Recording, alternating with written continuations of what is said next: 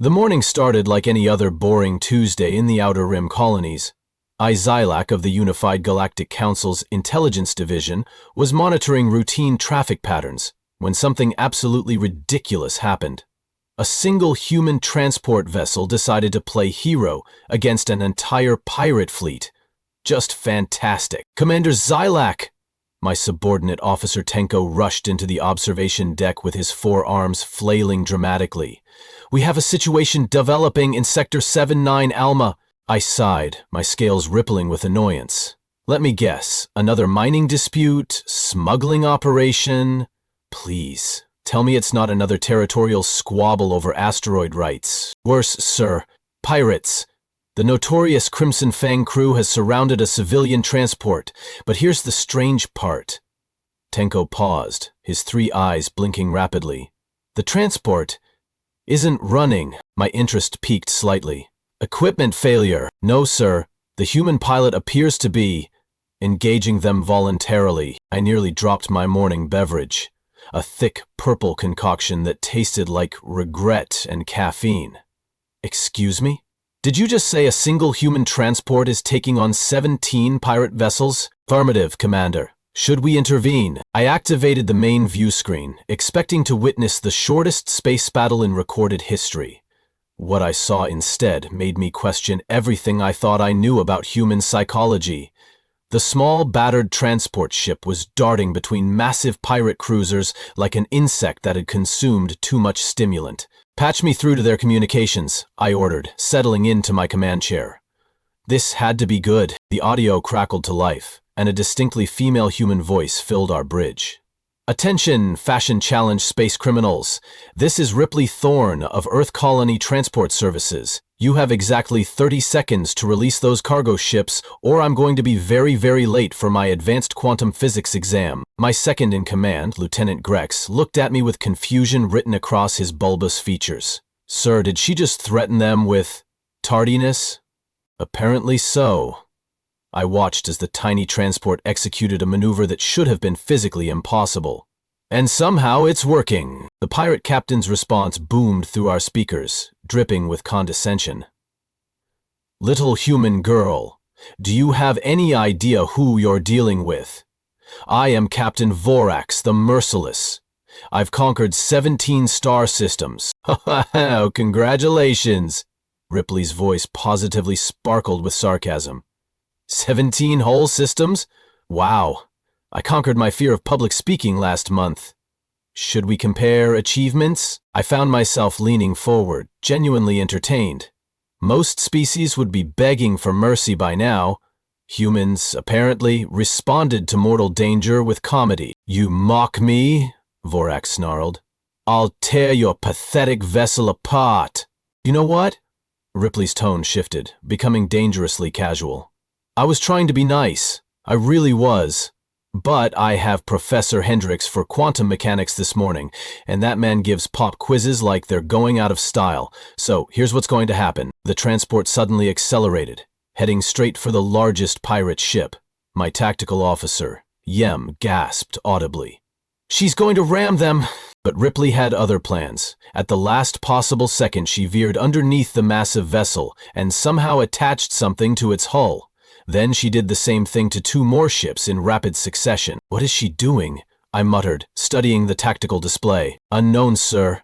Our sensors detect some kind of device, but we can't identify its function. Ripley's voice returned, now slightly breathless. Okay, pirates, remember when I mentioned I was a student?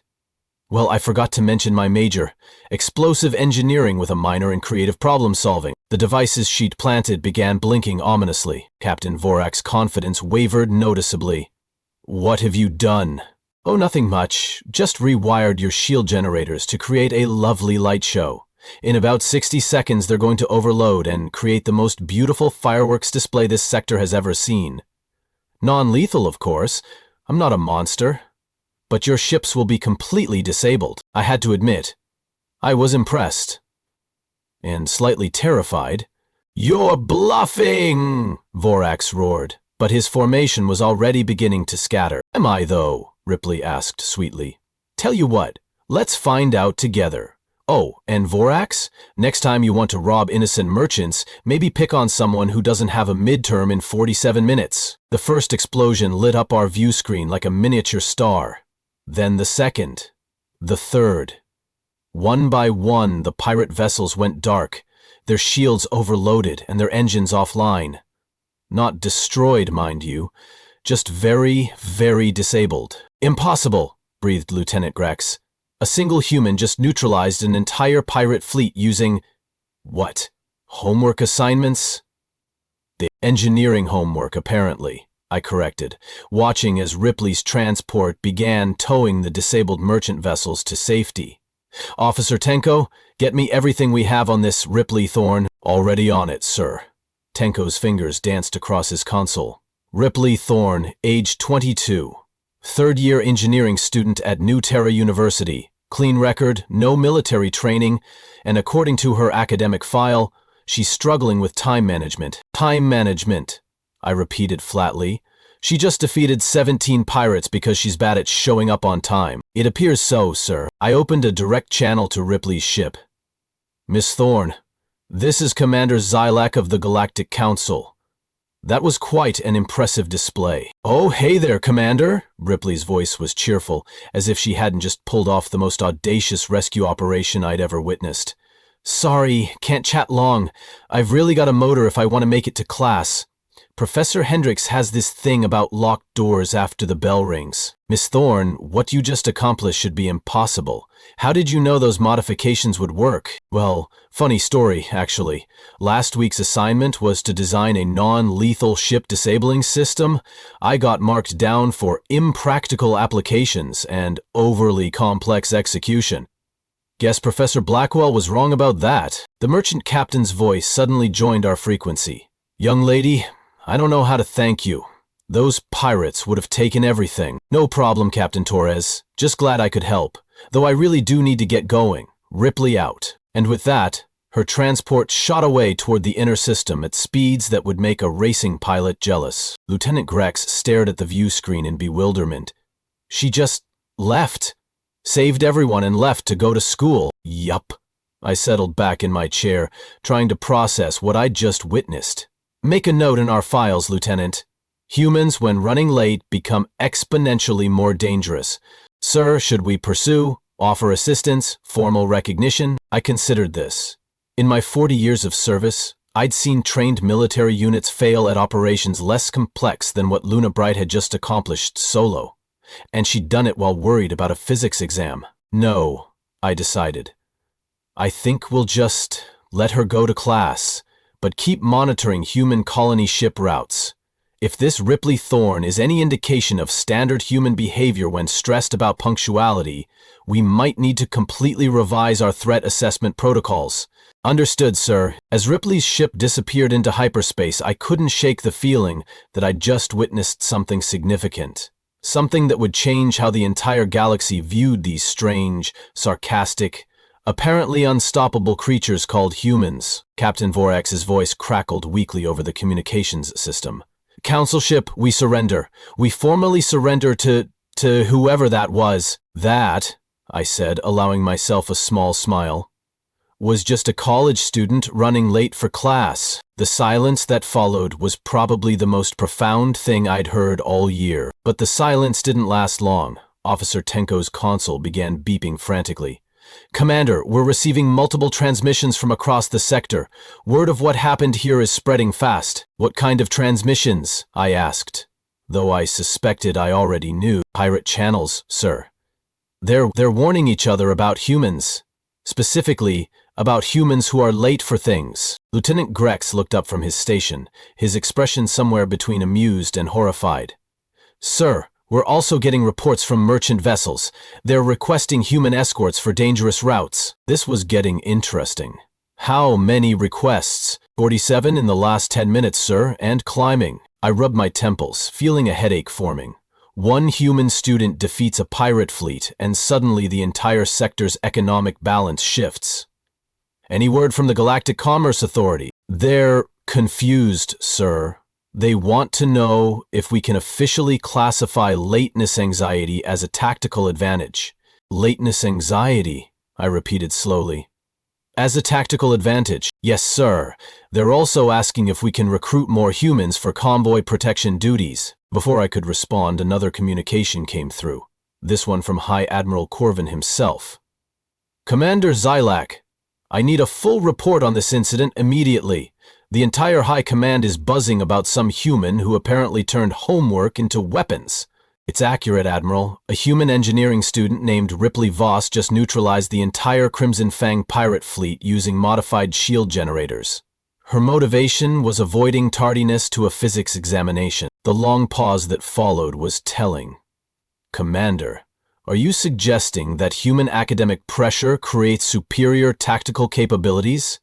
That appears to be the case, sir. This changes everything. I want a full psychological profile on this Ripley Voss, and I want analysis on human educational stress responses.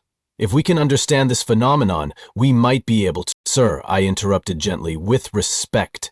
I don't think you can replicate this. From what I observed, this wasn't training or preparation.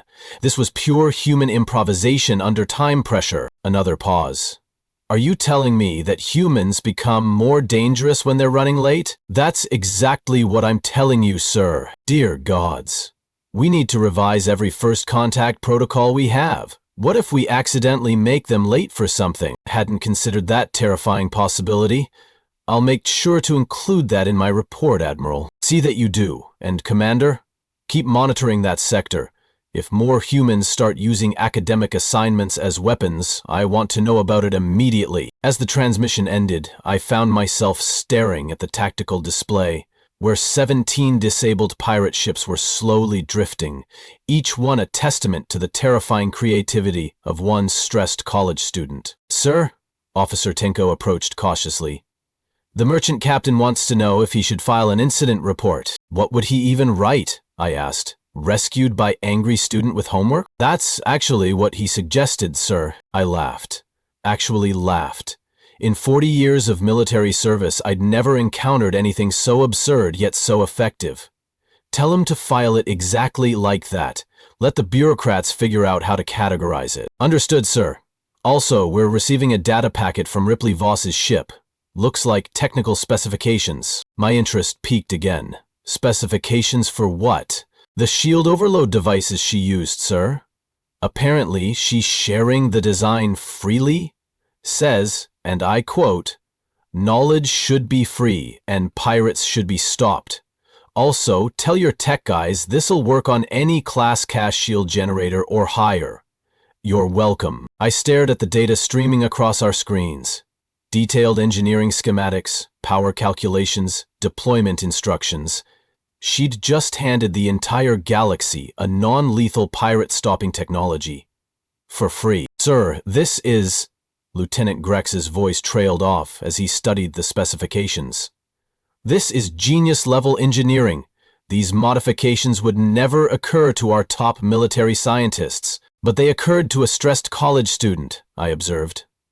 Because she was worried about being late. The implications are staggering, sir. If human creativity peaks under academic pressure, then we need to seriously reconsider everything we know about human capabilities, I finished.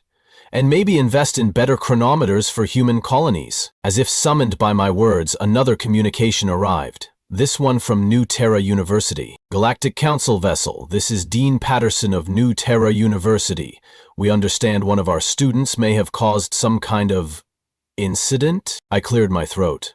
Dean Patterson, your student Ripley Thorne just single-handedly defeated a pirate fleet using engineering homework. She's fine, by the way. Probably in class right now. Oh, that's a relief.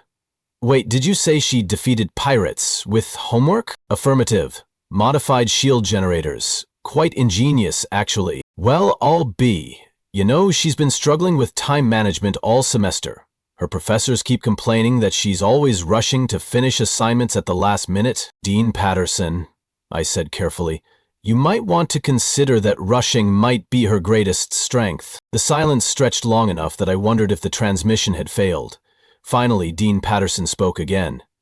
Commander, would you mind if I recorded this conversation? For academic purposes, of course. Of course, Dean. Though I should warn you, you might want to reconsider how you grade time management skills. Noted. And, Commander, if Miss Thorne caused any diplomatic incidents, please let us know. We'll make sure she gets extra credit. As the transmission ended, I realized that this day had officially become the strangest of my career. And somehow, I suspected it was only the beginning. 3 hours after the incident, my peaceful Tuesday had transformed into what I can only describe as organized pandemonium. My communications array looked like a festival of blinking lights, each one representing another species trying to understand what they'd just witnessed. Commander, Officer Tenko burst through the bridge doors, clutching a datapad like his life depended on it. We have updates on Miss Voss. Please tell me she made it to her exam, I said, genuinely concerned about her academic standing after saving half the sector. She did, sir, but that's not the interesting part. Tenko's excitement was palpable. Our monitoring station at New Terra University intercepted her professor's reaction when she walked into class. I gestured for him to continue, though I suspected I wasn't going to like what came next. Professor Hendricks apparently asked why she was 7 minutes late. Her exact response was, quote, "Sorry, Professor, had to stop some pirates from robbing merchant ships. Won't happen again," end quote. Lieutenant Grex looked up from his station, his expression somewhere between admiration and terror. Did the professor believe her? That's where it gets weird, sir. Professor Hendricks just said, "Acceptable excuse. Please take your seat." Then he gave her the pop quiz anyway. I blinked slowly, processing this information. He gave her a quiz? After she told him she'd been fighting pirates? Apparently, sir. And according to the university's monitoring systems, she aced it. Perfect score. Of course she did. Because apparently, nothing could shake this human's focus once she dealt with her immediate obstacles. Pirates, pop quizzes, probably natural disasters, all just items on her daily to-do list. My contemplation was interrupted by an urgent signal from our long-range communications array. Commander, we're receiving a priority transmission from the Hegemony Council chambers. It's High Counselor Vethka himself. The blood in my veins turned to ice. High Counselor Vethka didn't make casual calls. When he contacted field commanders directly, it usually meant someone was about to be promoted, court-martialed, or assigned to monitor asteroid mining operations for the rest of their natural life. Put him through, I said, straightening my uniform and hoping my career wasn't about to end. The view screen flickered to life, revealing the imposing figure of High Counselor Vethka. His 6 arms were folded in what I recognized as either deep concentration or barely contained fury, possibly both. Commander Xylak, his voice rumbled like distant thunder. I understand you had an interesting morning. Yes, sir, quite interesting. Interesting enough that every major news network in 17 sectors is running stories about a human student who defeated pirates with homework. Interesting enough that 3 different military academies have requested copies of her engineering specifications. Interesting enough that the Pirate Lords Alliance has issued a formal statement declaring all humans to be unpredictably hazardous when operating under time constraints. I waited for him to continue, knowing that interrupting High Counselor Vethka was a career-limiting move. Commander, do you have any idea what you've unleashed? Sir, I'm not sure I understand. Miss Voss acted independently. We merely observed. Merely observed? He repeated, his tone suggesting I'd missed something crucial. Commander, in the 3 hours since this incident, human colony applications have increased by 400%. Every species in the Outer Rim is suddenly very interested in having humans as neighbors. That wasn't what I'd expected. Sir, it seems that word has spread about humans' unique ability to solve problems creatively under pressure. The Merchant Guild is offering premium rates for human crewed escort services. The Mining Consortium wants to hire humans specifically for emergency response situations. And the Diplomatic Corps is requesting human mediators for high-stress negotiations. Lieutenant Grex whispered to Officer Tenko, loud enough for me to hear. They are turning lateness into a marketable skill. High Counselor Vethka's hearing was apparently excellent. Precisely, Lieutenant. Which brings me to why I'm calling you directly, Commander Xylak. Here it comes, I thought. The assignment that would define the rest of my career. I want you to establish formal contact with this Ripley Thorne. Not as a military commander, but as a council representative. We need to understand if her capabilities are typical of human academic stress responses, or if she's an exceptional case. You want me to interview a college student? I want you to conduct the most important first contact assessment of your career, he corrected. Because if humans routinely perform miracles when they're worried about being late, we need to completely restructure our understanding of their species. Before I could respond, alarms began blaring across our bridge. Officer Tenko's console lit up like a supernova. "Commander, emergency transmission from the Kepler research station. On screen," I ordered, wondering what fresh crisis the universe had decided to throw at us. Dr. Yana Korth, the station's chief scientist, appeared on our view screen. Her normally immaculate appearance was disheveled, and her usual calm demeanor had been replaced by barely controlled excitement. "Commander Zylak, thank the stars you're still in this sector. We need immediate assistance." "What's the situation, Doctor?" "Our primary containment field is failing. We have 17 experimental energy cores that will achieve critical mass in 43 minutes if we can't stabilize them.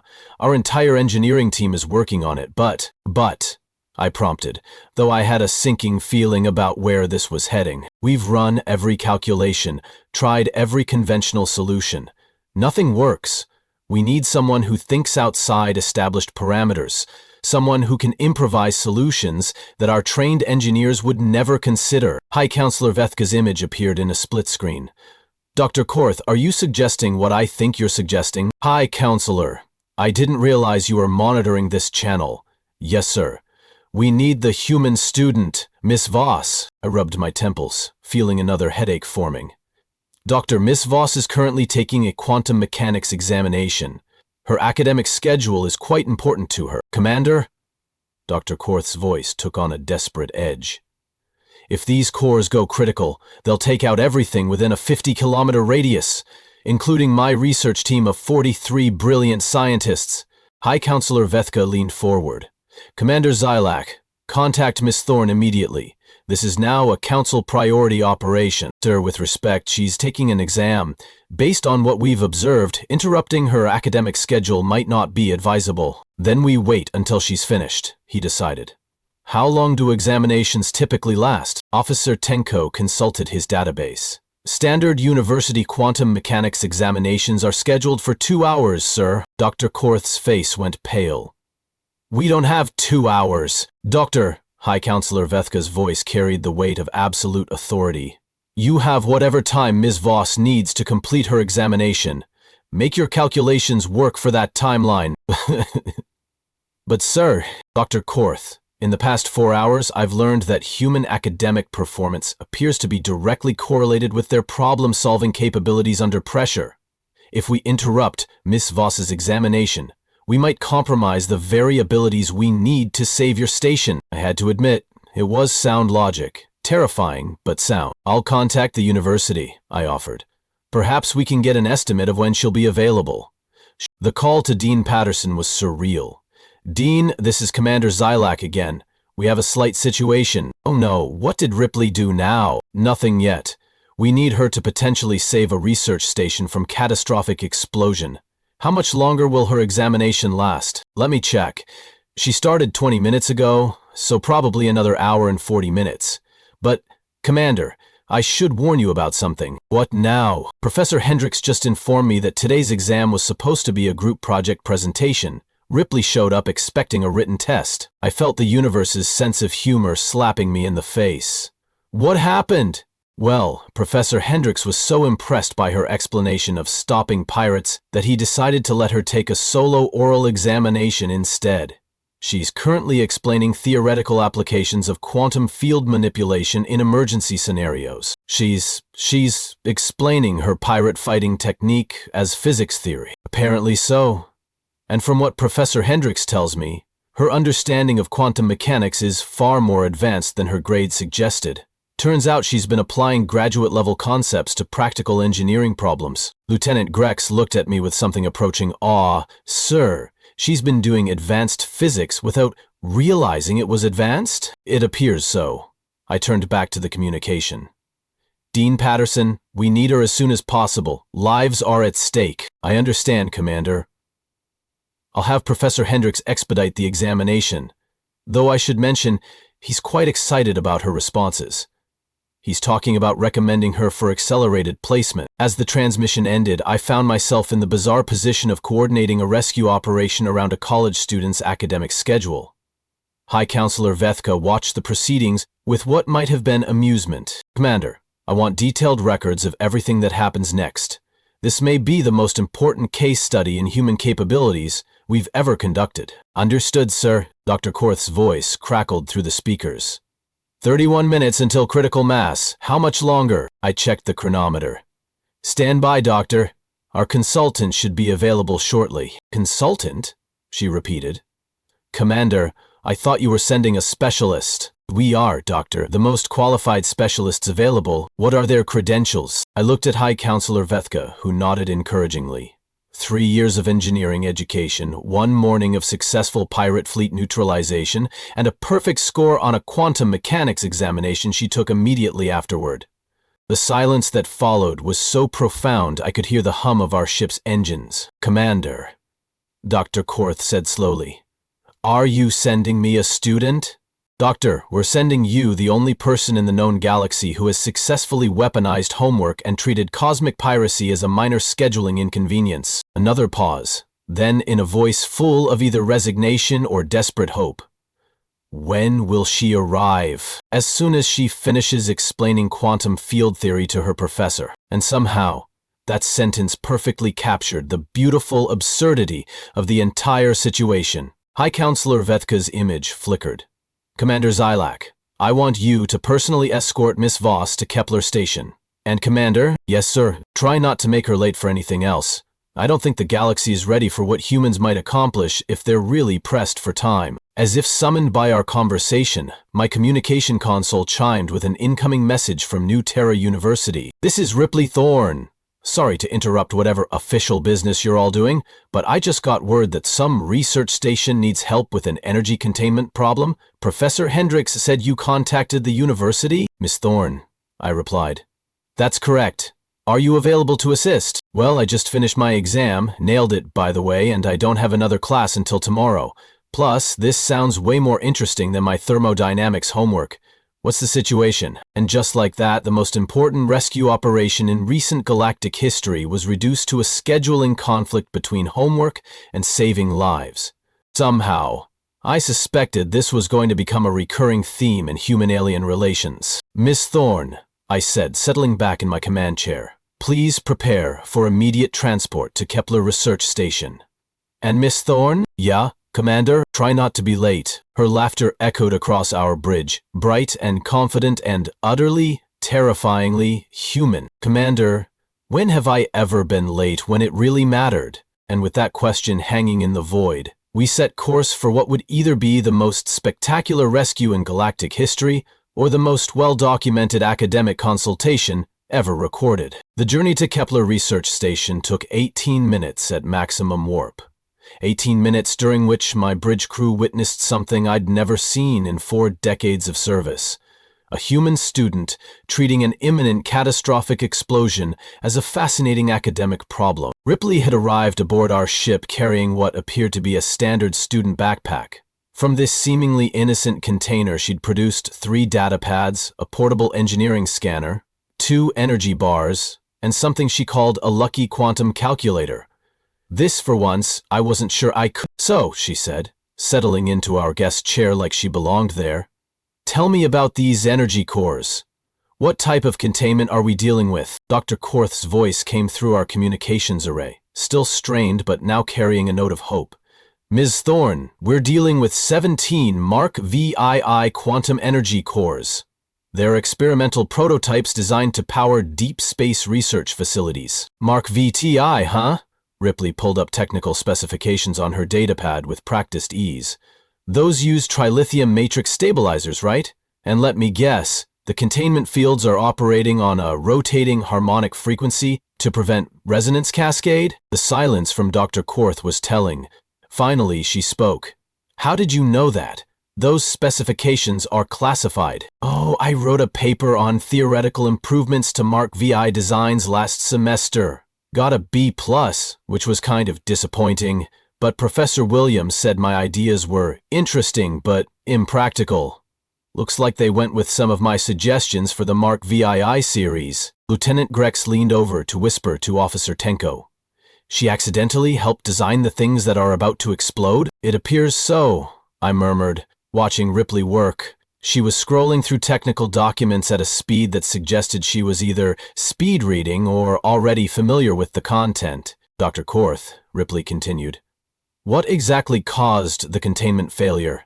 Because Mark VI's systems should be stable for at least 6 months under normal operating conditions. We're not entirely sure. The failure began approximately 4 hours ago during a routine power calibration test. All 17 cores started showing harmonic instabilities simultaneously. Ripley's fingers paused over her datapad. All 17? At the same time? Yes. Our engineering team thinks it might be a cascading resonance effect, but we can't identify the source frequency. Dr. Korth, I need you to check something for me. Look at your calibration logs from exactly 4 hours and 37 minutes ago. Was anyone running experiments with subspace communication arrays? Another pause. How could you possibly know that? Yes, Dr. Valdez was testing a new long-range communication protocol. Ripley's expression shifted from curious to slightly annoyed. Dr. Valdez used a pulse frequency modulation pattern, didn't he? Probably something in the 847.3 to 849.1 terahertz range? Miss Thorne, those are exact specifications. How are you? Because, Ripley interrupted, her voice taking on the tone of someone explaining something painfully obvious. Dr. Valdez is using the same research I published in the University Journal of Applied Physics 6 months ago. Research that specifically warned about harmonic interference with Mark VI energy cores. I assume Mark VI cores have the same vulnerability, just amplified. I found myself staring at this young human who apparently predicted her own rescue scenario half a year in advance. Miss Thorne, are you saying this crisis was caused by someone ignoring your research? Not exactly ignoring, more like implementing half of it. Dr. Valdez probably read my communication protocol improvements, but skipped the part about energy core interference. She sighed dramatically. This is why I hate group projects. Someone always does their part wrong. High Counselor Vethka's voice came through our priority channel. Miss Thorne, can you fix it? Oh, absolutely. This is actually pretty straightforward once you know what caused it. I just need to modify the containment field harmonics to counteract the interference pattern. Should take about 15 minutes. Once I get to the station, Dr. Korth's voice crackled with relief and disbelief. 15 minutes? Miss Thorne, our entire engineering team has been working on this for hours. Well, yeah, but they were trying to solve the wrong problem. They were looking for internal containment failures, when the issue is external harmonic interference. It's like trying to fix a broken radio by replacing the speakers, when the real problem is someone jamming the frequency. Officer Tenko looked at me with undisguised amazement. Sir, she just solved a crisis that had 43 scientists stumped.